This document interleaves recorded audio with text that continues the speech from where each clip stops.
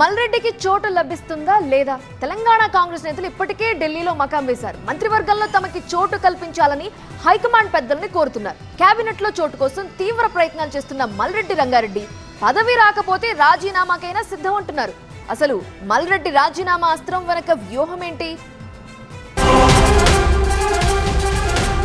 త్వరలోనే తెలంగాణ కేబినెట్ విస్తరణ ఉంటుందన్న ప్రచారంతో ఆశావాహులంతా ఢిల్లీ బాట పట్టారు. మంత్రివర్గంలో తమకు చోటు ఇవ్వాలంటూ హైకమాండ్ పెద్దలకు విజ్ఞప్తి చేస్తున్నారు. కేబినెట్ లో ఖాళీగా ఉన్న 6లో 4 భర్తీ చేస్తారని పార్టీ నేతల్లో చర్చ జరుగుతుంది. మరో 2 స్థానాలు మాత్రం జీహెచ్ఎంసీ ఎన్నికల వరకు ఖాళీగానే ఉంచుతారని తెలుస్తోంది.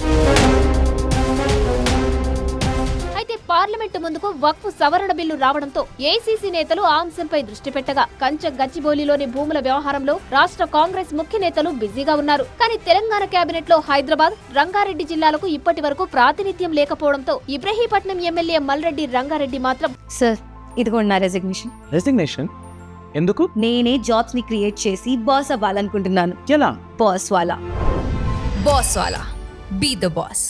మంత్రివర్గంలో చోటు కోసం తీవ్రంగా ప్రయత్నిస్తున్నారు.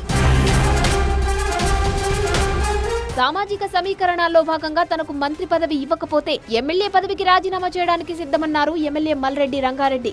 3 గెలిచారు. రంగారెడ్డి జిల్లా మొత్తంలో నేను ఒక్కని గెలిచినాను. రంగారెడ్డి హైదరాబాద్కు సంబంధించిన వ్యక్తిగా నాకు ఇచ్చినా పర్వాలేదు. నిజంగానే రెడ్డి అనేటువంటిది మీకు అడ్డం వస్తే మీరు కావాలంటే నేను ఇబ్రాహీంపట్నంలో ఇంకెవరినన్నా మీరు ఎవరిని చెప్తాలకు పెట్టి తీసుకొని మీ దగ్గరికి వస్తాను. కానీ తెలంగాణలో ఒక జిల్లాకు ఎక్కువ పదవులిచ్చి మరో జిల్లాకు అసలే ఇవ్వకపోవడం సరికాదంటున్నారు ఎమ్మెల్యే మల్రెడ్డి రంగారెడ్డి. తెచ్చుకున్న 10 జిల్లాలో సగానికే మంత్రులుంటే మిగతా ఒక్కొక్క జిల్లాలో 2, 3 ఉండి లేని జిల్లాలలో లేకపోవడం అనేది ప్రజలలో అది మంచి సంకేతాలు వెళ్ళవు. ఎమ్మెల్యే మల్రెడ్డి రంగారెడ్డి ప్రయత్నాలు ఫలిస్తాయా? రాజీనామాకు సిద్ధమవుతారా అన్నది చూడాలి.